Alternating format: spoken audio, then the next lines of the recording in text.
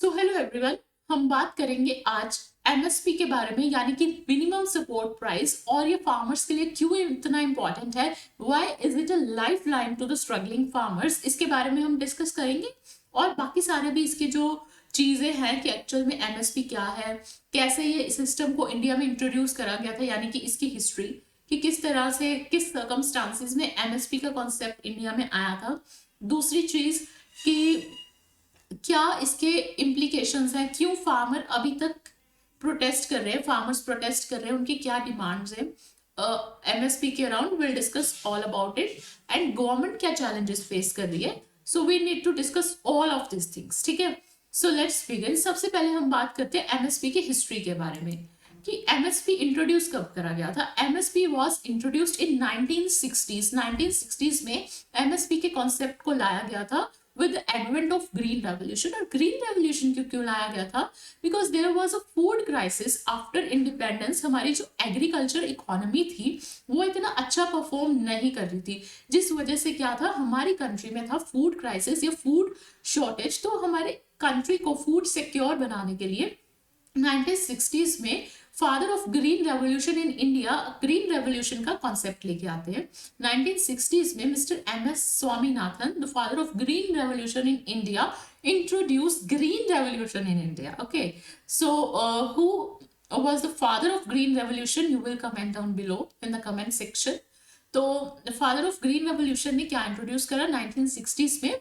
Green revolution का concept, and he introduce the use of high yield variety seeds and some of the modern techniques, जो कि हमारी country को from a state of food crisis, आज हम एक food surplus की condition में है। So green revolution was a very important concept for that, कि ग्रीन रेवोल्यूशन ने काफी मदद करी हमारी फूड सरप्लस कंट्री बनने में। तो इसका फिर एमएसपी से क्या लेना देना है, हमारे मन में ये डाउट आता है। क्योंकि जब हमारा स्टॉक बढ़ने लगा, बफर बढ़ने लगा, ठीक है, क्योंकि जब फूड क्राइसिस था उस दौरान हमें ये नीड फील हुई कि we need a buffer stock, कि अगर कोई भी कंडीशन आती है तो we need to have some buffer stock, ताकि हमारी जो कंट्री के लोग हैं वो एटलीस्ट फूड क्राइसिस और फैमिन जैसी कंडीशन से तो ना मरे। तो हमारी जो प्रोडक्शन थी वो बढ़ी, और प्रोडक्शन बढ़ने के साथ ऑब्वियसली ये डिमांड एंड सप्लाई का जो खेल होता है, अगर किसी चीज की सप्लाई बढ़ जाएगी तो उसकी डिमांड कम हो जाएगी, तो ऑब्वियसली जो प्राइजेस होंगे किसी भी चीज के वो कम हो जाएंगे। तो उसके साथ डील करने के लिए एमएसपी के कॉन्सेप्ट को इंट्रोड्यूस करा गया इंडिया में। So it was also introduced in 1965 to be very precise. MSP को 1965 में इंट्रोड्यूस किया गया। क्यों? क्योंकि अभी क्या थी, हमारी प्रोडक्शन ज्यादा होने लगी थी, वी हैड अ बफर, तो उस वजह से जो सप्लाई थी प्रोडक्ट्स की वो ज्यादा होगी। तो गवर्नमेंट ने एक एजेंसी बनाई, that was food corporation of India, जो एक मिनिमम सपोर्ट प्राइस जिन्होंने डिफाइन करा, वो मिनिमम सपोर्ट प्राइस पे जो प्रोक्योर करती थी फ्रॉम द फार्मर्स, है ना, प्रोक्योरमेंट करते थे ऑफ देयर जो ग्रेन्स थे या जो भी फार्मर्स के प्रोडक्ट्स थे, उनको एक सर्टेन प्राइस पे लेने का। सो इट वाज इंट्रोड्यूस्ड इन 1965 से 1960s। मतलब तीनों के तीनों कंसेप्ट्स इंटरलिंक्ड है। अगर मैं बात करूं कि 1960s में आई थी ग्रीन रेवोल्यूशन, उसके साथ ही ग्रीन रेवोल्यूशन से प्रोडक्शन ज्यादा होने की वजह से फिर हमें इंट्रोड्यूस करना पड़ा एमएसपी का कॉन्सेप्ट। और एमएसपी को इंट्रोड्यूस करने के लिए गवर्नमेंट ने एक एजेंसी बनाई, सेटअप करी, that was food corporation of India. I think I am very clear till this कि किस क्रम में चीजें फॉलो हो रही थी। उसके बाद स्टार्टिंग में जो चीज थी कि जो हमारा एमएसपी आया था, मेनली हमें wheat and rice, wheat and paddy पे आया था, मेनली सीरियल क्रॉप्स के लिए था। तो स्टार्टिंग में जो फर्स्ट टाइम 1966 और 1967 का जो ईयर था, वो जो एमएसपी लगा था वो लगा था व्हीट पे। सो फर्स्ट टाइम व्हीट पे एमएसपी लगा था। और जो लीगलाइज, जो फॉर्मलाइज किया गया, I am very sorry for the use of word legalize, 1970s में जो एमएसपी का कंसेप्ट था वो इंडिया में फॉर्मलाइज हो गया था कि हाँ, इस बेसिस पर जो गवर्नमेंट है वो फार्मर से उनका प्रोड्यूस प्रोक्योर करेगी। तो there was a formalization, proper formalization, prices decide होते थे। तो ये वाला कंसेप्ट इंट्रोड्यूस हुआ, मतलब 1970s में हमारी हुई इसकी फॉर्मलाइजेशन। और पहली जो चीज, पहला जो प्रोडक्ट एमएसपी पे खरीदा गया वो था व्हीट, ठीक है। उसके बाद व्हीट और राइस के लिए मेनली ये चीजें इंट्रोड्यूस हुई थी। उसके बाद धीरे धीरे 1980s का जब दौर आया, 1980s में, 1980s एंड 90s में ये वाला जो पीरियड रहा हमारा 10 साल का, इस दौरान बाकी और भी क्रॉप्स पे एमएसपी को लेकर आया गया, ठीक है। तो जो पहले था स्टार्टिंग में, we'll discuss first of all, let's read this slide. The concept of MSP was introduced in early 1960s during Green Revolution when India experienced the food crisis. I think there will be no doubt till here. To stabilize the price of agricultural products, particularly wheat and rice, the government set up the Food Corporation of India, that is FCI, to procure these crops at the guaranteed price. That is what MSP is. Supporting the farmers and ensuring food security in the country.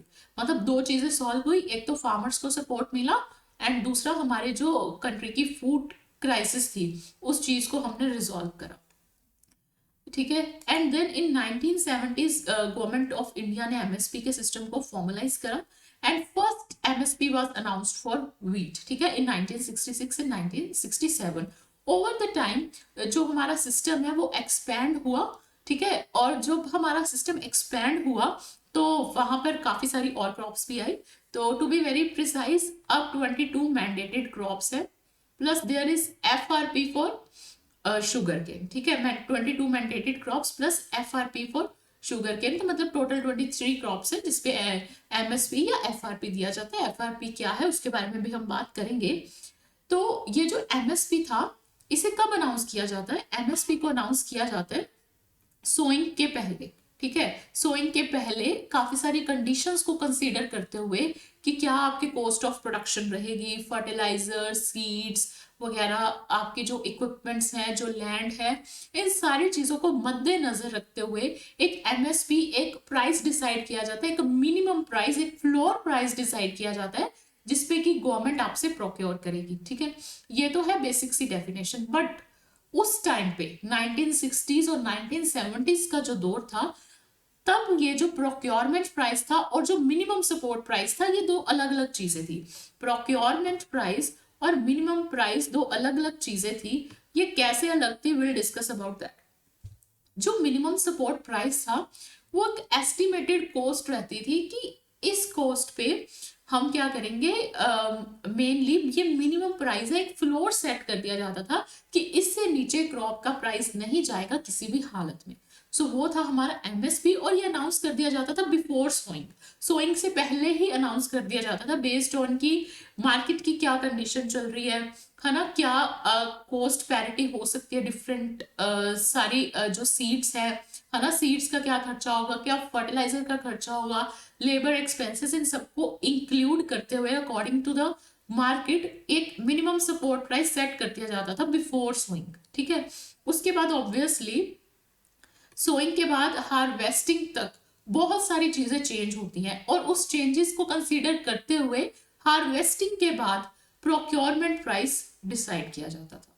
Harvesting के बाद procurement price decide किया जाता था, और ये जो procurement price होता था, it was generally always higher than MSP. ये एमएसपी से ज्यादा ही होता था मोस्टली, जो हमारा क्या था, प्रोक्योरमेंट प्राइस था।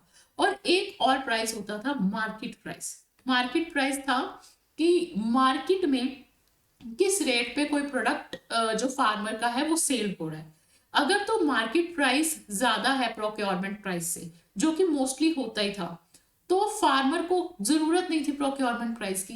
पर प्रोक्योरमेंट प्राइस की कब जरूरत थी फार्मर को, कि अगर मान लो ऐसी कंडीशन आ जाए जब क्या है, फार्मर की प्रोड्यूस सरप्लस में है, बहुत सारा बफर पड़ा है, बम्पर में स्टॉक है, तो क्या होता था कि जो हमारा मार्केट का प्राइस था, डिमांड एंड सप्लाई का खेल है सब, तो मार्केट का प्राइस क्या हो जाता था, कम हो जाता था। और मार्केट के प्राइस कम होने की वजह से हमें एक ये लेवल डिसाइड करना पड़ता था कि गवर्नमेंट किस प्राइस पे प्रोक्योर करेगी। अगर गवर्नमेंट ने डिसाइड कर लिया कि अगर किसी चीज का रेट 50 रुपीज है, तो 50 रुपीज से नीचे मार्केट प्राइस नहीं जा सकता, ठीक है। मतलब ऐसा कम हो जाता था मार्केट प्राइस, पर फिर क्या होगा, फिर ये चीज होती थी कि प्रोक्योरमेंट प्राइस पे गवर्नमेंट उनसे किसान से प्रोडक्ट ले लेती थी। एंड फिर क्या होता था, मार्केट में क्या हो जाएगा, सप्लाई कम हो जाएगी। मार्केट में अगर सप्लाई कम हुई, अगर मार्केट में सप्लाई कम हो जाती है तो जो हमारा मार्केट प्राइस है वो फिर से बढ़ने लगेगा। ठीक है। सो ये एक बहुत अच्छा सिस्टम इंट्रोड्यूस करा गया था एमएसपी के लिए। पर आज के टाइम में क्या है, आज के टाइम में जो हमारा एमएसपी है और प्रोक्योरमेंट प्राइस है वो सेम है, कि जो एमएसपी है वो सोइंग के पहले ही बता दिया जाता है कि इतना आपका मिनिमम सपोर्ट प्राइस रहेगा। जो सारी कंडीशंस होती हैं उनको कंसीडर नहीं किया जाता, और प्रोक्योरमेंट प्राइस कोई अलग नहीं आता। आज की हमारी ये कंडीशन है कि जो हमारा प्रोक्योरमेंट प्राइस है, जो हमारा प्रोक्योरमेंट प्राइस है वो मतलब जिस पे बाय करते हैं, ऑब्वियसली वो अलग नहीं है एमएसपी पे। तो एक तो एमएसपी पे ही गवर्नमेंट लेती है अगर प्रोडक्ट लेती है, और ये मैंडेटरी नहीं है कि जो गवर्नमेंट है वो फार्मर से प्रोड्यूस खरीदेगी ही खरीदेगी। इसीलिए तो फार्मर्स की डिमांड है कि इसको लीगलाइज कर दो। अगर ये लीगलाइज कर दिया जाएगा, अब पहले के टाइम में इट वाज लीगलाइज्ड कि गवर्नमेंट इस प्राइस पर प्रोक्योर कर लेगी। अगर मार्केट का प्राइस कम होता है तो ऑब्वियसली गवर्नमेंट अपने पास स्टॉक करके रख रही है उसको, जब उसकी सप्लाई कम होगी तो मार्केट प्राइस ऑब्वियसली बढ़ जाएगा। सारा डिमांड एंड सप्लाई का जो खेल है। पर इसमें क्या हो रहा है, अब प्रेजेंट सिचुएशन हमारी ये है कि जो हमारा एमएसपी है इसको लीगलाइज नहीं किया गया है, और गवर्नमेंट किस पे लेती है, जो गवर्नमेंट है वो फार्मर का प्रोड्यूस किस प्राइस पे लेती है, वो लेती है एमएसपी पे। ठीक है। तो MSP is the minimum support price, floor price. और कई बार कई चीजें ऐसी होती हैं गवर्नमेंट लीगलाइज नहीं कर रही है, क्योंकि बहुत सारी इम्प्लीकेशंस है कि मेजरली, अब जैसे हम पंजाब एंड हरियाणा की बात करें तो मेजरली, या फिर मध्य प्रदेश की भी बात करें तो मेनली ये जो क्या है, वीट और राइस को उगा रहे हैं। अगर ये लीगलाइज कर देते हैं तो भी प्रॉब्लम है कि आप उगा ही वीट एंड राइस रहे हो, बट साथ में ये भी प्रॉब्लम है कि मेजरली अगर देखा जाए ना तो हम कहते तो हैं कि किसान वीट एंड राइस ज्यादा उगा रहे हैं, पर देखा जाए अगर सारे सिनेरियोज में तो जो एमएसपी है जनरली मिलता भी इसी पे है, बाकी सारे क्रॉप्स की तरफ ध्यान ही नहीं दिया जाता। तो एक्चुअल में यहाँ पर दोनों साइड की कुछ ना कुछ शॉर्ट कमिंग्स हैं, कुछ ना कुछ गलतियां हैं, तो उसे हमें अंडरस्टैंड करना पड़ेगा पूरा, एंड बैलेंस बना के एक प्रॉपर बैलेंस से ही हम क्या कर सकते हैं, इसका वे फॉरवर्ड डिसाइड कर सकते हैं। तो सबसे पहले अब हमारी ये चीज हुई कि हमें ये समझ आया कि जो हमारा फार्मर है, जो किसान है, वो चाहता है कि एमएसपी को लीगलाइज किया जाए और गारंटी दे गवर्नमेंट कि वो इस प्राइस पे खरीदेंगे ही खरीदेंगे अगर मार्केट की कंडीशंस खराब होती हैं तो। But it is now not legalised in the country. तो ये थोड़ा सा डिफरेंस है प्रेजेंट के सिनेरियो में। और जो प्रोक्योरमेंट प्राइस है जो कि जनरली पहले हायर होता था, वो आजकल के टाइम में अगर देखा जाए तो जो एमएसपी डिसाइड किया जाता है, जो कि एक्चुअल में फ्लोर प्राइस है कि उसके नीचे तो प्राइस जाना ही नहीं चाहिए, पर फिर भी फार्मर को डिस्ट्रेस की कंडीशन में आके मिनिमम सपोर्ट प्राइस से कम में ही बेचना पड़ता है। तो जो प्रोक्योरमेंट प्राइस है आज का, जो हम सिनेरियो देखें कि जो प्रोक्योरमेंट प्राइस है एक्चुअल ग्राउंड लेवल अगर हम सिचुएशन देखें तो वो कम है एमएसपी से। तो this is the condition the farmers are facing, इसलिए वो प्रोटेस्ट कर रहे हैं। तो अभी हम सभी पहलुओं पे बात करेंगे कि एक्चुअल में क्या चीजें हैं, कौन सही है कौन गलत है, तो क्या सारी प्रॉब्लम्स हैं। पर अब हम जरा सी बात कर रहे थे एमएसपी के सिस्टम को डिटेल में समझने की। तो MSP is the guaranteed amount to be paid to the farmers when the government buy their produce. ठीक है। तो this is the basic definition of MSP which I have explained you earlier on. The minimum support system was introduced in 1965, ये भी मैंने आपको बताया था। और ये जो प्राइस को डिसाइड करता था स्टार्टिंग में 1965 में बना था agriculture prices and cost, that is APC बनी थी, which was later renamed as CACP. उसको बाद में क्या रीनेम कर दिया था, CACP, commission for agriculture cost and prices. ठीक है, commission for agriculture cost and prices, इसको 1965 में रीनेम कर दिया गया था। एंड 1965 में इंट्रोड्यूस करा गया था, बाद में इसको रीनेम कर दिया गया था। और सीएसीपी, जो सीएसीपी इसको रीनेम किया गया था वो अराउंड 1985 किया गया था। और सीएसीपी का क्या काम है, जो सारे फैक्टर्स हैं डिपेंडिंग ऑन द क्या इनपुट्स रिक्वायर्ड है फार्मर्स को, लाइक फर्टिलाइजर, सीड्स, जो भी इरिगेशन के लिए यूज हुआ, उनके लैंड का रेंट, लेबर, जो मार्केट वैल्यू चल रही है, जो मार्केट का सिनेरियो चल रहा है, सारी चीजों को मद्देनजर रखते हुए सीएसीपी रेकमेंड करती है कि प्राइस एमएसपी का क्या होना चाहिए। हर साल रेकमेंडेशंस देती है सीएसीपी, ठीक है। बट इसको आगे जाकर ये प्राइस, इसका फाइनल जो डिसाइड करता है वो करती है सीसीईए, ठीक है। ये डिसाइड करता है CCEA, that is the cabinet of economic affairs, ठीक है। Cabinet of economic affairs actual में इसका प्राइस डिसाइड करता है कि प्राइस एक्चुअल में जो एमएसपी का है, जो पर्टिकुलर प्रोडक्ट होगा, प्रोडक्ट का एमएसपी होगा, वो एक्चुअल में कितना होगा, क्या होगा। So the final decision is made by CCEA and CCEA is chaired by PM of India, ठीक है। तो हाल फिलहाल हमारे सीसीए के चेयरमैन कौन है? प्राइम मिनिस्टर नरेंद्र मोदी, ठीक है। तो पीएम ऑफ इंडिया इसे चेयर करते हैं और वही फाइनल डिसीजन लेते हैं कि एक्चुअल में किसी प्रोडक्ट का प्राइस क्या होगा, ठीक है, मिनिमम सपोर्ट प्राइस क्या होगा। तो minimum support price is based on the recommendation of commission of agriculture costs and prices which considers various factors, जैसे कि cost of production, demand and supply क्या है मार्केट में, market price trends, intercrop price parity etcetera, बहुत सारे factors को conclude करके सीएसईपी recommendations करता है। उसके बाद जो हमारी गवर्नमेंट है यानी कि CCEA the cabinet committee on economic affairs decide करती है कि हमारा जो प्राइस होगा, हमारा जो एमएसपी का एक्चुअल प्राइस होगा, final decision is made by CCEA which is chaired by Prime Minister, and obviously CACP is the office joined to Ministry of Agriculture and Farmers Welfare. I think I am very clear till this. हाँ, ये जनवरी 1965 में जब आया था तब इसका नाम APC था, so I need to clear it, but बाद में इसका नाम चेंज हुआ था 1985 में, so that's what I told you previously. So let's move to the next slide. उसके बाद बात करी जाती है कि आखिरकार इसके अंडर कितनी क्रॉप्स आती हैं और क्या क्रॉप्स आती हैं। तो क्रॉप्स, एमएसपी का एजेंडा ही ये है कि डिफरेंट क्रॉप्स को डाइवर्सिफिकेशन की जाए ताकि फार्मर्स अलग अलग क्रॉप्स उगाएं।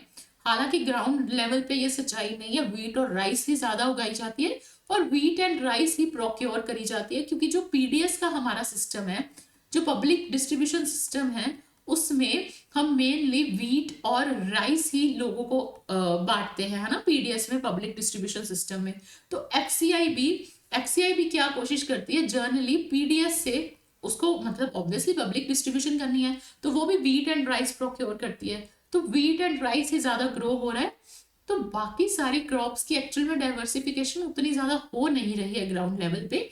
बट हालांकि हम बात करें तो एमएसपी का एजेंडा है कि MSP aims at ensuring remunerative prices to growers for their produce and encouraging crop diversification, कि एमएसपी क्रॉप को डाइवर्सिफाई करने की कोशिश करता है, बट एक्चुअल में ऐसा हो नहीं रहा है। एंड कितनी, अगर हम बात करें कितनी क्रॉप्स के लिए इसे डिसाइड किया जाता है, तो 22 crops are mandated, 22 mandatory crops होती है, प्लस 1 इज एफआरपी। एफआरपी किस पे मिलता है? शुगर केन पे मिलता है। एंड जैसे कि हमारा एमएसपी, मैंने आपको अभी बताया कि लीगलाइज्ड नहीं है, ठीक है। एमएसपी जो हमारा है दैट इज नॉट लीगलाइज्ड, कि लीगल फाउंडेशन नहीं है कोई गवर्नमेंट को, पर जो हमारा एफआरपी है that is fair and remunerative price. सबसे पहली बात तो इसको डायरेक्टली गवर्नमेंट प्रोक्योर नहीं करती है शुगर केन को प्रोक्योर करती है शुगर मिल्स। और जो एफआरपी है दैट इज लीगलाइज्ड, कि उनको कुछ टाइम में पेमेंट्स करने ही है, और इसको लीगलाइज किया गया है। तो लीगलाइज करने की वजह से मतलब इतना ही प्राइस पर आपको लेना पड़ेगा शुगर मिल्स को, फार्मर्स का produce, that is the sugar cane. तो इसलिए इसे कहा जाता है फेयर एंड रेम्यूनरेटिव प्राइस, और इसका फायदा भी बहुत है शुगर केन के केस में, वो भी हम आगे जाके डिस्कस करेंगे। तो हाल फिलहाल हमारे पास है 14 क्रॉप्स जो कि खरीफ क्रॉप्स है, 22 मैंडेटेड क्रॉप्स के अंदर 6 हमारी रबी क्रॉप्स है, ठीक है, और 2 अदर क्रॉप्स है। बट अगर हम बात करें कि कॉमर्शियल क्रॉप्स की, तो कॉमर्शियल क्रॉप्स 4 है इसमें, तो यहां से आप कॉमर्शियल वर्ड काट दीजिए क्योंकि वो रबी में भी इंक्लूड हो जाती है, तो that is why there is a confusion. तो हमारी जो 2 दूसरी क्रॉप्स है, लेकिन अगर हम बात करें कॉमर्शियल की, तो कमर्शियल हमारी 4 क्रॉप्स है and will discuss about it कि कौन सी क्रॉप्स है। तो मेनली हमारी जो 7 सीरियल क्रॉप्स है, 5 पल्सेस है, 7 ऑयल सीड क्रॉप्स है और 4 कमर्शियल क्रॉप्स है। तो कमर्शियल क्रॉप्स के नाम देख लो आप, कॉटन, शुगर केन, कोपरा एंड रॉजूट, ये वाले जो सारे नाम हैं these are very important for you. तो जो सीरियल्स में आगे हमारे पैडी हो गया, ज्वार हो गया, बाजरा हो गया, राइस हो गया, all of these are included in paddy, barley and ragi as well. और फिर अगर हम बात करें पल्सेस की, तो पल्सेस में मूंग आ गया, चना आ गया, अरहर आ गया, masoor and urad as well. Oil seed में बात करें तो rapeseed, mustard, safflower, soyabean, sunflower, sesame and as well as nitro seed. और कमर्शियल की हम ऑलरेडी बात कर ही चुके हैं। तो this is the basic definition of minimum support price. I have pasted it over here, you can read. तो ये सारी क्रॉप्स के बारे में आपको याद रखना है कि कौन सी क्रॉप्स है इसमें, ठीक है। So let's move to the next slide. दूसरी बात है कि मैंने आपको बताया था कि CACP प्राइस रेकमेंड करता है, बट एक्चुअल में MSP की कैलकुलेशन कैसे की जाती है वो हम इसमें डिस्कस करेंगे।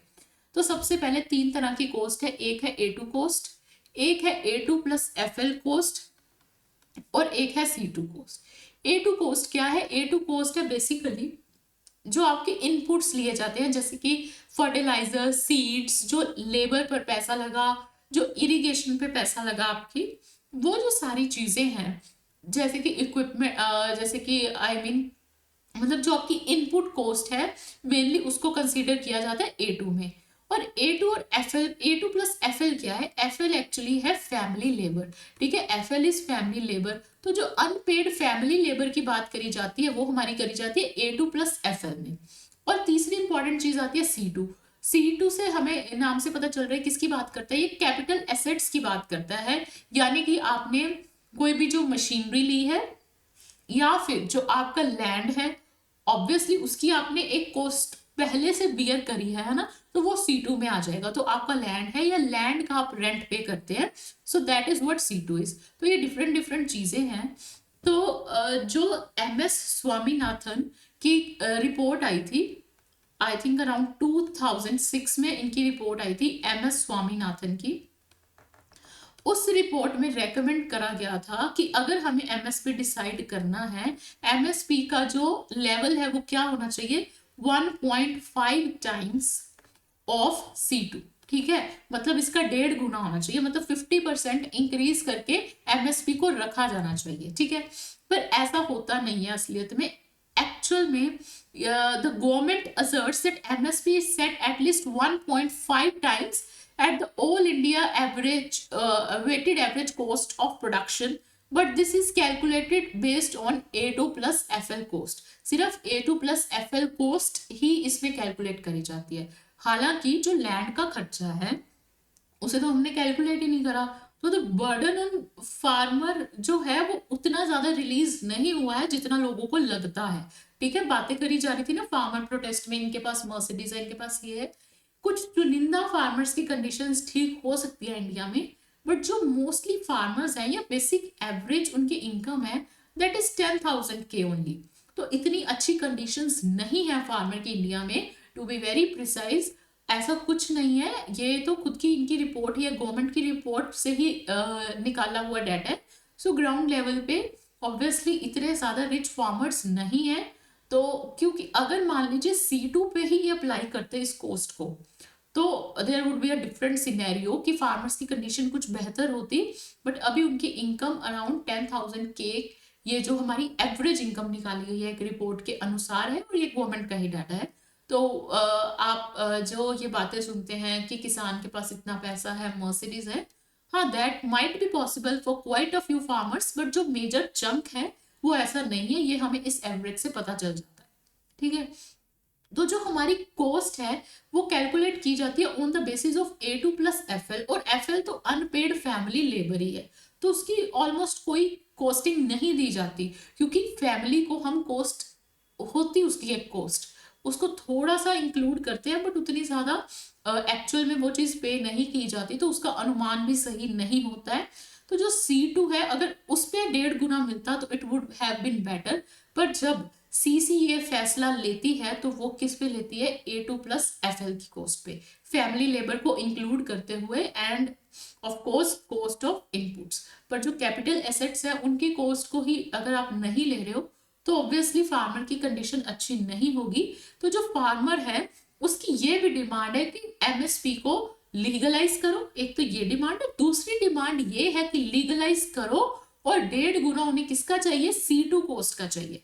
C2 कॉस्ट में ये सारी चीजें इंक्लूड होंगी, A2 प्लस FL प्लस जो कैपिटल एसेट्स है उन पे उनको ये चीज चाहिए। तो this is the demand of farmers of India, इसलिए फार्म प्रोटेस्ट चल रहे हैं। ये आपके दो डिमांड्स के बारे में हमने डिस्कस करा। अब हम बात करेंगे कि आखिरकार इंडिया को एमएसपी की नीड क्यों है, why do India need MSP आना था यहाँ पे, I am really very sorry. More than जो 85% ऑफ फार्मर्स हैं, जैसे कि मैंने आपको बताया कि उनकी इनकम कितनी है, अराउंड 10K है। क्यों है ये भी आप देख लीजिए, 85% फार्मर्स ओन करते हैं ओनली 0.36 हेक्टेयर ऑफ लैंड, है ना, इनकी एवरेज इतनी है लैंड होल्डिंग की। तो ऑब्वियसली जो प्राइस की वोटिलिटी है उससे ये अफेक्ट होंगे। So they need price stabilization, they need legalization of MSP. तो इंडिया को एमएसपी क्यों चाहिए, सबसे पहले तो आप ये देखें। और जो लीगल एमएसपी है ये थोड़ा सा जो फार्मर्स के ऊपर डिस्ट्रेस की कंडीशन है, डिस्ट्रेस वो सेल भी कर देते हैं, क्योंकि डिस्ट्रेस सेल बेसिकली ये होता है कि फार्मर ने क्रॉप प्रोडक्शन करी अपनी फैमिली के लिए, बट पैसों के लिए उन्हें मतलब वो ऐसी वल्नरेबल कंडीशन में है कि उन्हें बेचना पड़ रहा है अपना product. So this is a condition of distress. तो अगर एमएसपी को लीगलाइज कर दिया जाएगा तो फार्मर को कम रेट पे अपना प्रोड्यूस नहीं बेचना पड़ेगा, क्योंकि उसे पता है कि गवर्नमेंट तो खरीद ही लेगी एमएसपी पे, ठीक है, एक मिनिमम सपोर्ट प्राइस पर डिस्ट्रेस सेल उसको करना पड़ जाता है। सो लीगलाइजेशन ऑफ एमएसपी इज मतलब इम्पॉर्टेंट। और कई केसेस भी आते हैं सेल्फ हार्म के फार्मर्स के, तो वो भी कहीं ना कहीं रिड्यूस हो जाएंगे। दूसरी अगर हम बात करें कि अगर हम कुछ स्टेट्स की बात कर लें, पर्टिकुलरली पंजाब एंड हरियाणा, तो एक्चुअल में स्टार्टिंग में ग्रीन रेवोल्यूशन भी यहीं पर आया था।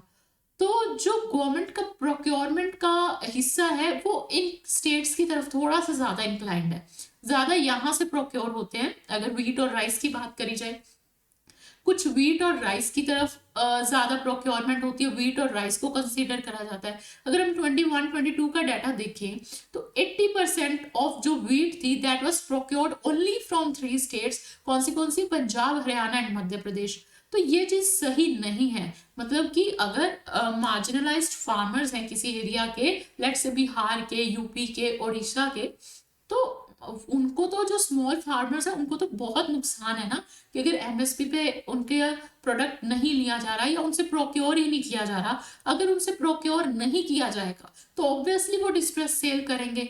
सो these are some of the things कि एमएसपी को लीगलाइजेशन देना क्यों जरूरी है इंडिया में, ठीक है। तो legalizing MSP would help reduce the disparity by ensuring procurement across all regions, कि सारे रीजन्स में प्रोक्योर हो पाए, है ना।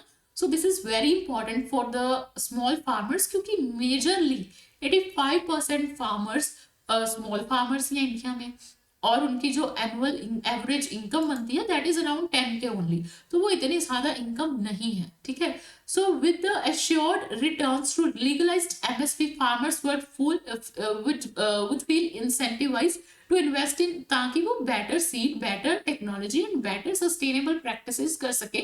ऑब्वियसली अगर उनके पास कुछ पैसा होगा तभी वो अच्छे से इनपुट दे सकेंगे, अच्छे वैरायटी की सीड्स ले सकेंगे, ताकि उनका जो प्रोडक्शन हो वो अच्छा हो, ठीक है। सो अगर हम अभी इसमें एग्जांपल दी गई है एफआरपी के शुगर केन की। अब शुगर केन अगर लीगलाइज्ड है ना, जो शुगर मिल है they are bound to pay a certain amount to sugar cane producers, है ना। उनके क्या है कि ये बाउंडेशन है कि आपको इतना पे करना ही पड़ेगा, एंड दैट इज लीगलाइज्ड, और उनको सर्टेन पीरियड में करना पड़ता है। तो ये जो सारी चीजें, इसकी वजह से अब देखा जाए 2023 में जो शुगर केन का एफआरपी था ना 2023-24 में, दैट वाज 315 पर क्विंटल, ठीक है। और अब 2025 ईयर 2024-2025 ईयर की अगर हम बात करते हैं तो इस साल शुगर केन का एफआरपी दैट वाज 340 क्विंटल पर क्विंटल। तो इस वजह से क्या हुआ कि 8% का इंक्रीज देखने को मिला इसके प्राइस में। किसकी वजह से? क्योंकि एफआरपी क्या है? लीगलाइज्ड। तो लीगलाइज करने के काफी सारे बेनिफिट्स हैं जिसको हमने समझा। इतने सारे बेनिफिट्स है तो लीगलाइज कर देना चाहिए, ठीक है। A legalized MSP can bypass the exploitative nature even too. क्या होता है कि एमएसपी डिसाइड हो गया, ठीक है, एमएसपी डिसाइड हो गया, गवर्नमेंट ने इसको लीगलाइज नहीं करा। यहाँ पे बहुत सारे मिडलमैन होते हैं, मिडलमैन यानी कि बिचौलिए, जो कि फार्मर से प्रोड्यूस लेते हैं। अब उन्हें पता है कि फार्मर के पास काफी सारा स्टॉक पड़ा है जो कि खराब हो सकता है, ठीक है। ऑब्वियसली उन्हें ये चीज पता है कि फार्मर के पास स्टॉक पड़ा हुआ खराब हो सकता है। फार्मर करेगा डिस्ट्रेस सेल, क्योंकि एमएसपी लीगलाइज नहीं है, तो जो मिडलमैन होगा वो कम प्राइस पे फार्मर से प्रोड्यूस लेगा और मार्केट में ज्यादा दाम पर बेचेगा, ठीक है। तो जो प्रॉफिट हो रहा है वो एक्चुअल में किसका हो रहा है? मिडलमैन का। तो legalise MSP can bypass the exploitative practices of intermediaries who dominate agriculture markets, ठीक है। जो हमारे ये एक रिपोर्ट आई थी, that is the Shanta Kumar committee 2015 में रिपोर्ट आई थी कि जो एमएसपी से फायदा हो रहा है वो सिर्फ 6% फार्मर्स को हो रहा है। बाकी जो 94% फार्मर्स है उन्हें एमएसपी से कोई गेन नहीं हो रहा, क्योंकि they have to sell their products in distress because of the middle man intervention, ठीक है। आई थिंक आपको ये चीज समझ आई होगी। The Shanta Kumar committee in 2015 reveals that just 6% of farmers benefit from the minimum support price, meaning 94% farmers do not gain anything out of it. मतलब कि जो एडवांटेजेस है एमएसपी के उनको नहीं मिलती है। तो जो लीगल एमएसपी है वो हमें एक और भी प्रॉफिट दे सकता है कि जो ग्लोबल लेवल पे है, एक्सपोर्ट अच्छे लेवल पे हो सकता है।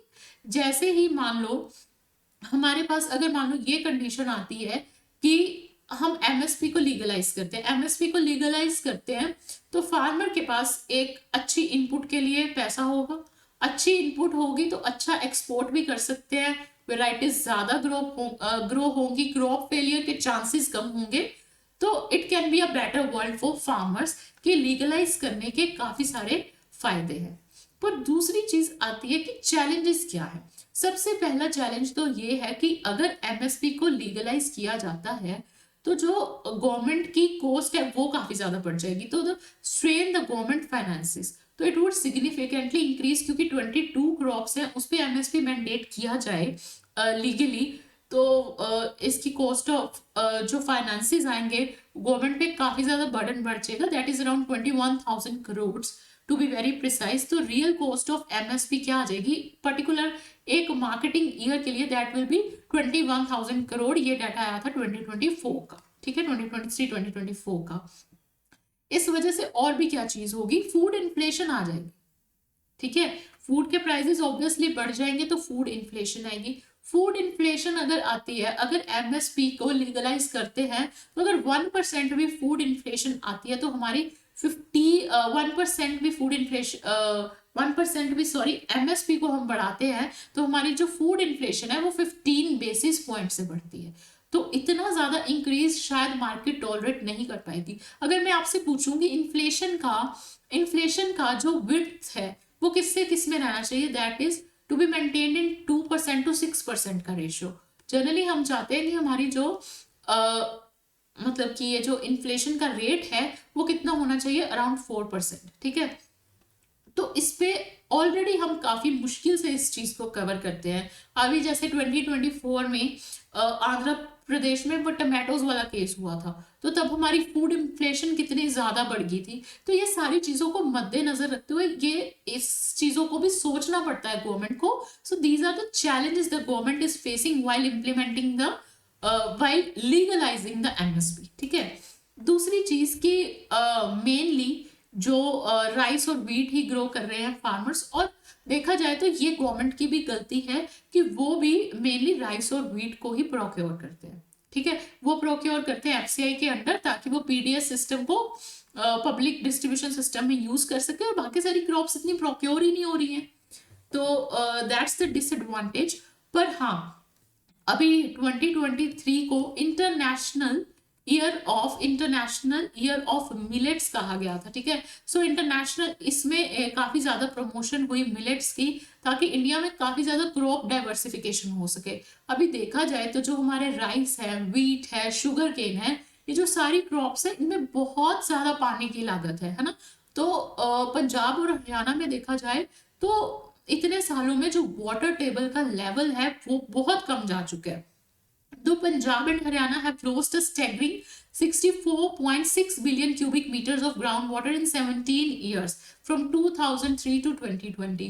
अगर बात करें महाराष्ट्र की, महाराष्ट्र में क्या है, 80% ही क्या कर रहे हैं, वो शुगर केन को उगा रहे हैं, है ना। Monoculture is being practised in Maharashtra. तो उससे क्या होगा, हमारा बायोडाइवर्सिटी लॉस होगा, सॉइल सैलिनिटी आएंगी, ग्रीन हाउस गैस एमिशंस होंगे। तो ये जो चीजें हैं हमारे इन्वायरमेंट को काफी ज्यादा इफेक्ट करती हैं। अगर हम यही चीजें कंटिन्यू रखेंगे कि मोनोकल्चर करेंगे, कि शुगर केन उगा रहे हैं, 80% शुगर केन उगाई जा रही है महाराष्ट्र में, तो obviously it will affect our environment. तो इन सारी चीजों को भी गवर्नमेंट को कंसीडर करना पड़ता है। दूसरी चीज है कि इंडिया का जो फूड प्रोडक्शन है, अब ऑब्वियसली मैंने आपको बताया हम फूड सरप्लस में चलते हैं। तो फूड प्रोडक्शन है that is around 311 million metric tons, ये हमारा है फूड प्रोडक्शन, ठीक है। बट हमारी स्टोरेज कैपेसिटी इतनी है नहीं, हमारी स्टोरेज कैपेसिटी है ओनली 145 मिलियन मैट्रिक टन्स। मतलब कि जो अराउंड 53% जो हमारी प्रोड्यूस है उसे स्टोर करने के लिए हमारे पास जगह नहीं है। तो ये भी एक बड़ा चैलेंज है गवर्नमेंट के लिए। ऑब्वियसली अभी वर्ल्ड लार्जेस्ट स्टोरेज ग्रेन को लाया गया है एंड उसी को मद्देनजर रखते हुए अभी हमारी कैपेसिटी 145 मिलियन मैट्रिक टन्स की हुई है, उससे पहले तो उससे भी कम थी। So government is also working hard but they had certain challenges. तो लीगलाइज करना चाहिए, नहीं करना चाहिए, ये बहुत सारी प्रॉब्लम्स चल रही हैं। दूसरा, ये जो ऑब्वियसली एग्रीकल्चर प्रोड्यूस मार्केट्स हैं और जो मिडल मैन है इनका बहुत ज्यादा रोल है। तो जो फार्मर्स का डायरेक्ट लिंकेज ही नहीं है ना, डायरेक्ट लिंकेज ही नहीं है मार्केट के साथ प्रॉपर, बीच में मिडल मैन आ जाता है, तो वो लिंकेज होना चाहिए। और दूसरी चीज ये है जैसे कि अभी ई नैम भी इंट्रोड्यूस हुआ है, तो ये जो हम सारी प्रॉब्लम डिस्कस करने जा रहे हैं उसका ये एक सॉल्यूशन भी है, इसके बारे में भी हालांकि हम बात करेंगे। तो जो एपीएमसी मंडीज हैं they are concentrated in certain regions, ठीक है। कुछ कुछ रीजन्स में ही एपीएमसी मंडीज हैं जो वो क्या है, they are confined to a certain region. अभी देखा जाए तो हमें 80 किलोमीटर्स के बाद एक मंडी होनी चाहिए, ये हमारी प्रेजेंट सिचुएशन की डिमांड है। बट एक्चुअल में around 500, that to be very precise 496 kilometres के बाद हमें एक मंडी मिल रही है। तो अगर 496 किलोमीटर्स के बाद हमें एक मंडी मिल रही है, जो कि हमें मिलनी चाहिए अराउंड 80 स्क्वायर किलोमीटर्स के बाद, तो ऑब्वियसली फार्मर की रीच तो कम हो जाएगी ना मार्केट से। तो ऑब्वियसली जो मिडल मैन है वो फार्मर की कंडीशन का फायदा उठाएगा। तो ये भी एक चैलेंज है गवर्नमेंट के लिए कि मंडीज को इस तरह से लेके आना। दूसरी अगर बात करें तो हमारे पे जैसे हमने वर्ल्ड ट्रेड ऑर्गेनाइजेशन की कुछ इम्प्लीकेशंस है कि तुम अपने मार्केट में सब्सिडी इतनी ज्यादा नहीं दे सकते हो, इतना ज्यादा इंसेंटिवाइज नहीं कर सकते हो फार्मर्स को, क्योंकि हमने ऑलरेडी एक बारी इसको ब्रीच करा था around 2020, I don't remember the exact date. तो इसको अराउंड 2020 के बाद ही कुछ ऐसा हुआ था कि हमने ब्रीच कर दिया था उस क्लोज को और सब्सिडीज को हाई रेट दे दिया था। तो उस वजह से हमारे ग्लोबल लेवल पे जो इम्पैक्ट पड़ता है कि ऑब्वियसली जब उसको मार्केट में अच्छा रेट मिल रहा है तो why would farmer export the product ना। तो बहुत सारे जो हमारे वर्ल्ड लेवल पर ट्रेड होने होते हैं उसमें कुछ ना कुछ हमें रेपरकशंस फेस करने पड़ सकते हैं। So these are all the things जो कि गवर्नमेंट के लिए बहुत बड़ा चैलेंज है। तो फिर इसका सॉल्यूशन क्या लेके आया जाए? सबसे पहला चीज ये है कि जैसे मान लो एक पर्टिकुलर प्राइस है एमएसपी, ठीक है, एक प्राइस है मार्केट प्राइस।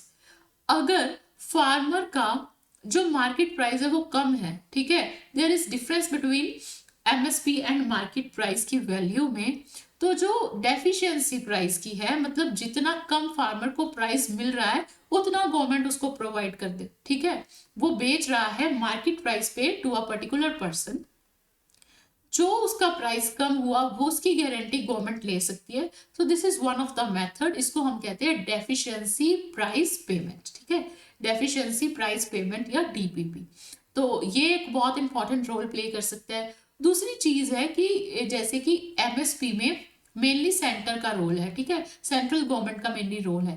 तो अगर हम साथ में स्टेट गवर्नमेंट्स को और लोकल गवर्नमेंट को कंबाइन करें, है ना, अभी जैसे हमने क्या देखा था कि जो ज्योग्राफिकल कवरेज है ना, 496 किलोमीटर के स्क्वायर के गैप के बाद है। अगर स्टेट गवर्नमेंट्स काम करेंगी, है ना, या कुछ स्टोरेज एरियाज बनाए जाएंगे, तो उसको हम 80 किलोमीटर ना सही पर थोड़ा सा कम कर सकते हैं। मतलब हमें कोलैबोरेटिव एफर्ट चाहिए from the state government as well as local governments, क्योंकि वो मार्केट लेवल पे कनेक्ट कर सकती है उन लोगों के साथ, ग्राउंड लेवल पे कनेक्ट कर सकती है। So we need to decentralize this system, ठीक है। So decentralize procurement to involve state governments and local self help groups ensures wider geographical coverage and equitable distribution, ताकि जो डिस्ट्रीब्यूशन है वो इक्विटेबल हो सके।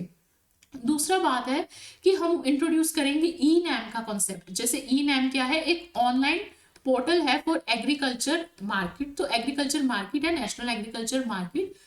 तो ये क्या करेगा कि अब जैसे सारे सिस्टम को थोड़ा सा ट्रांसपेरेंट कर देगा, जो मिडल मैन का रोल है उसको कम कर देगा। क्योंकि अभी हमने देखा कि डिस्टेंस कितना है, 496 किलोमीटर का डिफरेंस है, तो उसमें काफी सारे मिडल मैन बीच में आ जाते हैं।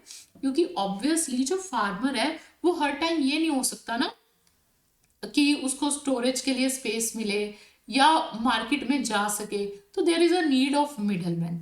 तो मिडलमैन इसीलिए उस सारी सिचुएशन का एडवांटेज उठाता है। बट अगर ऑनलाइन पोर्टल होगा, है ना, एक तो फार्मर में क्या आएगी, डिजिटल लिटरेसी आएगी। दूसरी चीज क्या हो जाएगी कि ई नाम से जो फार्मर को सारी चीजें होंगी, मार्केट के प्राइसेस होंगे, वो सब क्या हो जाएगा, transparent. So this is one of the good initiatives of government, I would say. Increasing the number of APMC market, obviously वही हम बात कर रहे हैं कि मार्केट को इम्प्रूव कर सकते हैं, फार्मर्स को डिजिटल लिटरेसी प्रोवाइड कर सकते हैं, तो वो नेगोशिएट कर सकते हैं बेटर प्राइसेस पे, ये हो सकता है। तो this can improve the condition of farmer as well. और दूसरी चीज हम कर सकते हैं क्रॉप डाइवर्सिफिकेशन। अभी जैसे कि मेनली व्हीट और राइस पे फोकस करते हैं फार्मर, तो अगर वो डिफरेंट चीजों पे फोकस करना शुरू करे तो it would be a better thing to do. क्यों, देखिए, थ्रू एमएसपी इंसेंटिव्स, जैसे कि हम पल्सेस, ऑयल सीड्स और मिलेट्स, हमें करनी है क्रॉप डाइवर्सिफिकेशन।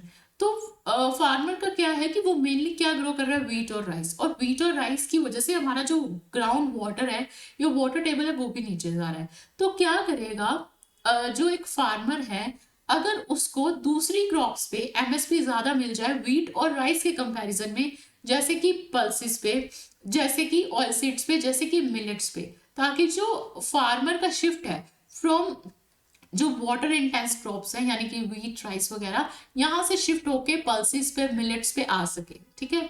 तो हाँ, obviously international year of millets was a very good initiative of government of India. So इसे याद रखेंगे, इंटरनेशनल ईयर ऑफ मिलेट्स कब था, 2023 में। तो ये सारी चीजें आप ध्यान में रखें कि काफी इंपॉर्टेंट है फार्मर का फोकस शिफ्ट करने का। तो अगर हम एमएसपी को थोड़ा सा इसके लिए बढ़ा देते हैं, ऑयल सीड क्रॉप्स के लिए, मिलेट्स के लिए, तो ये काफी फायदेमंद रहेगा। नेक्स्ट थिंग इज कि ऑब्वियसली गवर्नमेंट के कुछ चैलेंजेस हैं, कुछ चैलेंजेस जो फार्मर्स फेस कर रहे हैं, फार्मर्स की प्रॉब्लम है। तो हमें थोड़ी थोड़ी, जैसे हमने बात करी, क्या हम वे फॉरवर्ड ले सकते हैं, वी कैन इंट्रोड्यूस डीपीपीज, कुछ पर्टिकुलर क्रॉप्स का जो हम एमएसपी है उसको बढ़ा सकते हैं ताकि क्रॉप डाइवर्सिफिकेशन हो सके। काफी सारे हम क्या कर सकते हैं कि सारी जो चैलेंजेस हैं वो फेस कर सकते हैं, एक मतलब अच्छा सिस्टम बना के कुछ मार्केट में हम रिफॉर्म्स लेके आ सकते हैं। या फिर एक इम्पॉर्टेंट चीज कि जो हम एपीएमसी मंडी हैं या ई नैम जैसे कॉन्सेप्ट को और ज्यादा बढ़ावा दें, तो ये सारी चीजें, या फार्मर को डिजिटली लिटरेट करा जाए, तो all this things would help us in further things. तो हमारी जो कंडीशन है थोड़ी सी मार्केट की या एमएसपी की, वो सोल्व हो सकती है, और जो फार्मर की कंडीशन है वो इम्प्रूव हो सकती है। Food security of India improve हो सकती है, प्लस ये जो हमारा फूड वेस्ट होता है ऑब्वियसली वो वेस्ट नहीं होगा, ठीक है। फार्मर्स को एक सिक्योरिटी मिल जाएगी, और सस्टेनेबल एग्रीकल्चर प्रैक्टिसेस अगर फार्मर अडॉप्ट करें, ऑब्वियसली अगर उनको अच्छा रेट मिलेगा उनके प्रोड्यूस का, तो ऑब्वियसली दे विल इन्वेस्ट। उनके पास इन्वेस्ट करने के लिए भी तो पैसा होना चाहिए। तो ये सारी चीज़ों को मद्देनजर रखते हुए इस चीज़ को हम कंक्लूड करते हैं कि एक प्रॉपर बैलेंस में चीज़ों को लेके जाया जा सकता है, कि सारे इश्यूज को कंसीडर करा जाए, और जो हमने अवे फॉरवर्ड दिया इसमें से कुछ चीज़ों को इम्प्लीमेंट करा जाए, जैसे कि डेफिशिएंट प्राइस पेमेंट सिस्टम काफ़ी इंपॉर्टेंट रहेगा। So that's it for today, thank you so much.